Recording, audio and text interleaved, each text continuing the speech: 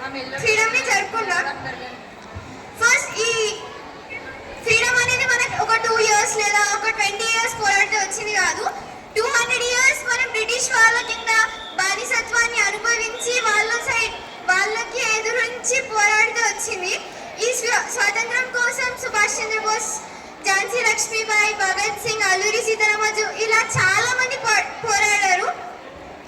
ఇప్పుడు వాళ్ళు సాక్రిఫైస్ చేసిన దానికి మనం ఏదో ఒకటి ఇవ్వాలి, అంటే రెస్పెక్ట్ ఇస్తున్నాం. మనం కరెక్టే, వాళ్ళ జయంతిని అన్నింటినీ సెలబ్రేట్ చేస్తున్నాం.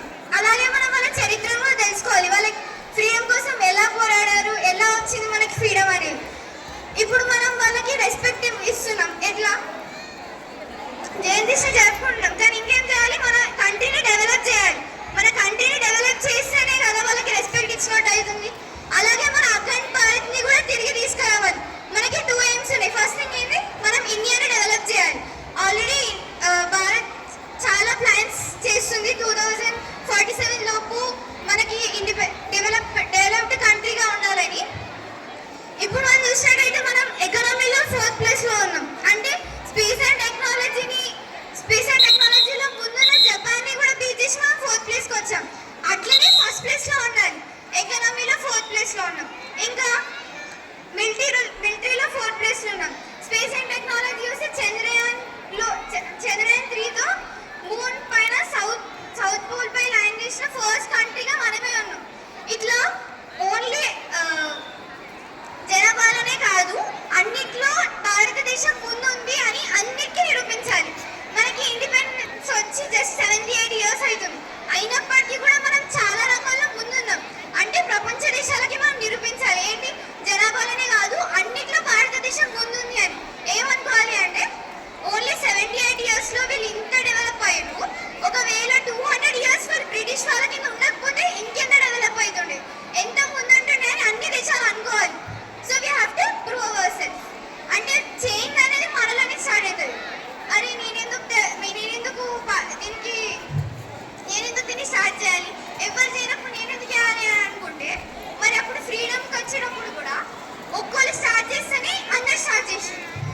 ఇప్పుడు ఆ ఒక్కోళ్ళు కూడా మనకి ఫ్రీడమ్ ఎందుకు ఉన్నట్టే ఇక్కడే ఉందామంటే మనకి ఫ్రీడమ్ రాకపోతుంది. Change begins yourself. First you change yourself, then others will change themselves. నువ్వు చేంజ్ అయిన తర్వాతనే వేరే వాళ్ళకి చెప్పు. నువ్వు చేంజ్ కానీ వేరే వాళ్ళకి చెప్తే ఏమన్నా ఆయన చేంజ్ కావాలి, నేను ఎందుకు చేంజ్ కావాలి అని అంటారు. 1000 miles journey start with a single step. First step is important. నువ్వు ఫస్ట్ స్టెప్ వేస్తే మిగతా 1000 steps నేను ఫాలో అవుతాయి. అంటే నువ్వు ఫస్ట్ స్టెప్ వేయాలి, నిన్ను నువ్వు డెవలప్ చేసి దాని తర్వాత దేశాన్ని డెవలప్ చేయి. ఇంకా ఫ్యూచర్లో మనం ఏం చేయాలి భారత్ని డెవలప్ చేయడానికి? ఫస్ట్ ఆఫ్ ఆల్ మీరు ఏమేమైతే అనుకుంటున్నారు, స్పోర్ట్స్ కావచ్చు, స్పేస్ కావచ్చు, మీకు ఎందులో ఇంట్రెస్ట్ ఉంటే అది దాంట్లో ముందుండడానికి ట్రై చేయండి.